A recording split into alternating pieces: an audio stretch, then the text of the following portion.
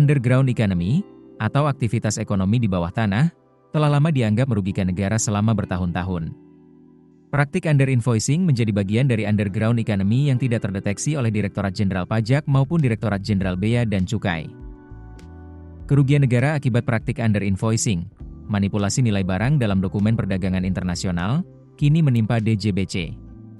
Presiden Prabowo Subianto bahkan mengancam akan membekukan DJBC jika tidak ada perbaikan. Masalah ini memanas setelah temuan lama kembali muncul ke permukaan.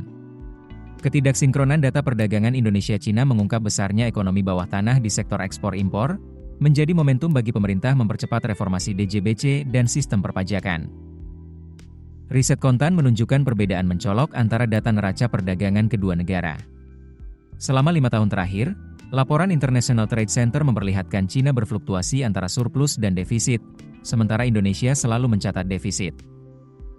Detailnya, ekspor Cina ke Indonesia tercatat 76,7 miliar US dollar pada 2024, sedangkan impor Indonesia dari Cina hanya 73,9 miliar US dollar. Sebaliknya, Cina mengklaim mengimpor barang Indonesia senilai 71,1 miliar US dollar, padahal Indonesia melaporkan ekspor ke Cina hanya 62,7 miliar US dollar. Artinya terdapat selisih lebih dari 11,2 miliar US dollar antara data kedua negara. Khusus ekspor Indonesia ke Cina, selisih 8,4 miliar US dollar atau setara 140,07 triliun rupiah diduga tidak tercatat, menjadi kerugian negara.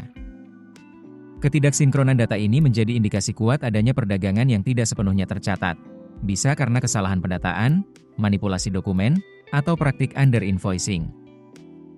Para ekonom menilai selisih sebesar ini tidak mungkin terjadi bila semua transaksi tercatat melalui sistem kepabeanan resmi dengan kode HS yang seragam.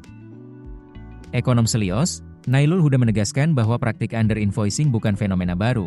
Barang impor sering dilaporkan jauh lebih murah daripada harga real, sehingga bea masuk yang dibayarkan turun.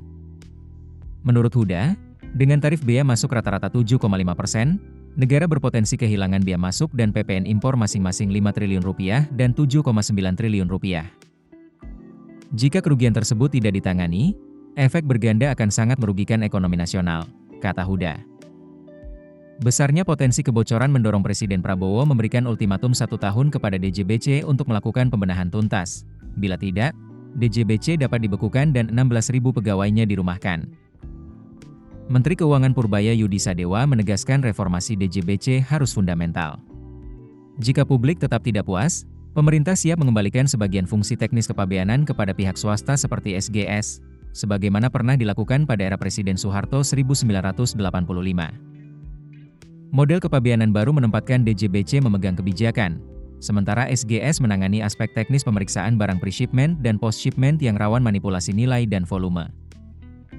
Huda menilai opsi penggunaan SGS masih relevan mengingat pengalaman masa lalu, namun pergantian tidak boleh mencakup seluruh fungsi Ditjen Bea Cukai.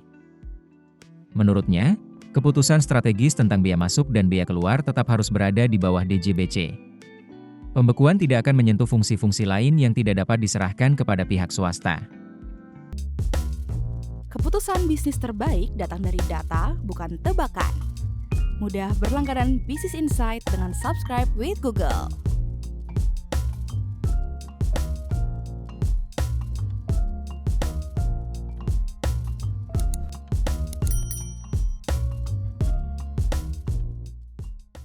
Download aplikasi Kontan sekarang di App Store atau Play Store.